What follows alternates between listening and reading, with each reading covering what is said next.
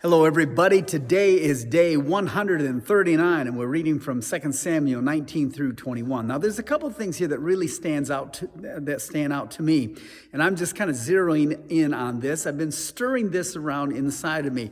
How do you handle loss? I'm talking about when someone dies who's very close to you. We all respond differently, and depending on the situation, and we don't know how we'll react until we're in it. Well, David's son, Absalom, is filled with ill intentions. We've read this the last couple days.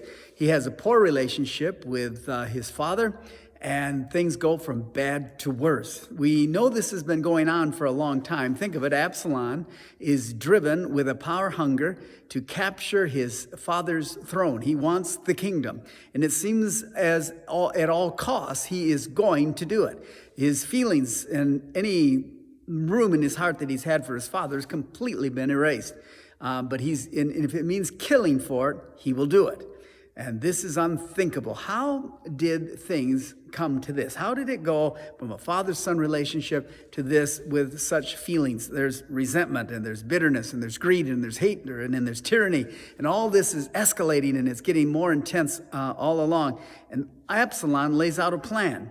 It includes killing his father. It's almost as though there's no emotion. It's just like it's another person. He feels he's on an assignment that has been in his heart. And David's men also formulate a plan.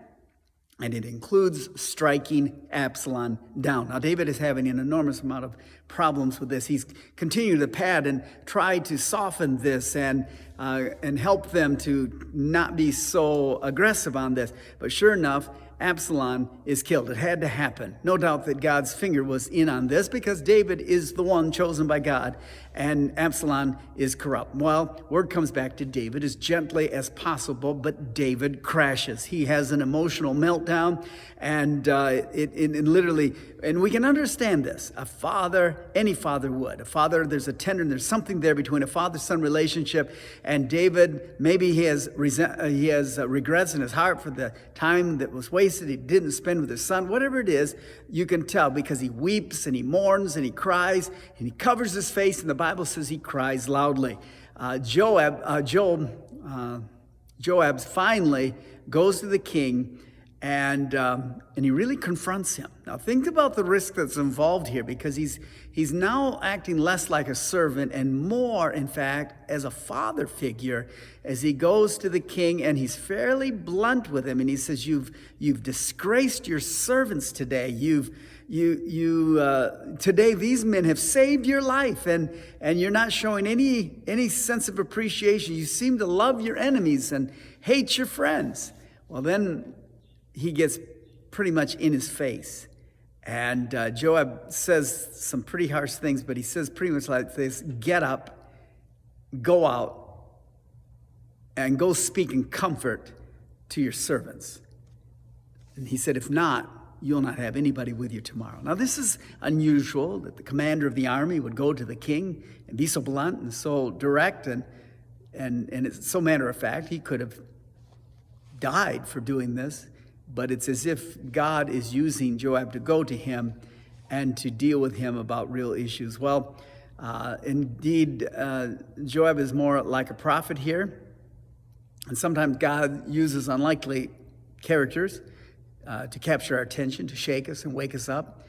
And the mercy gift just simply wouldn't have worked in this situation. And any one of us who maybe have that edge of mercy would have been prone to go to David to comfort him and to have just coddled him, because we would have identified with his pain. But in this case, mercy is not what David needed.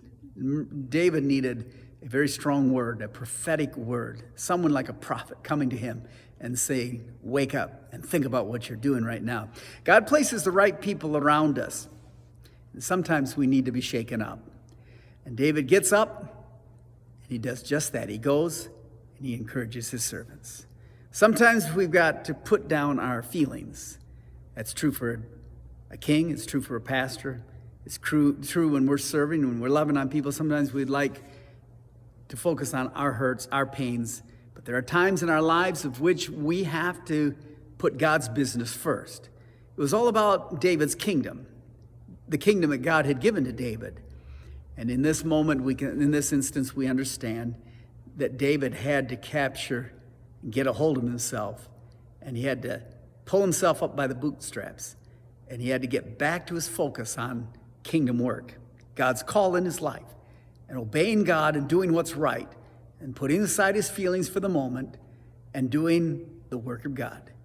And I think that this account here lets us all know something. Yeah, there'll be pain in life and hurt and the misfortune, and there'll be people let us down and things that will cut us to the core. But when it really comes right down to it, we've got to return to trusting in God, and we've got to do his work no matter what. He's first, and we're second. He's the boss, and we're the servants. And we must always be willing to obey him.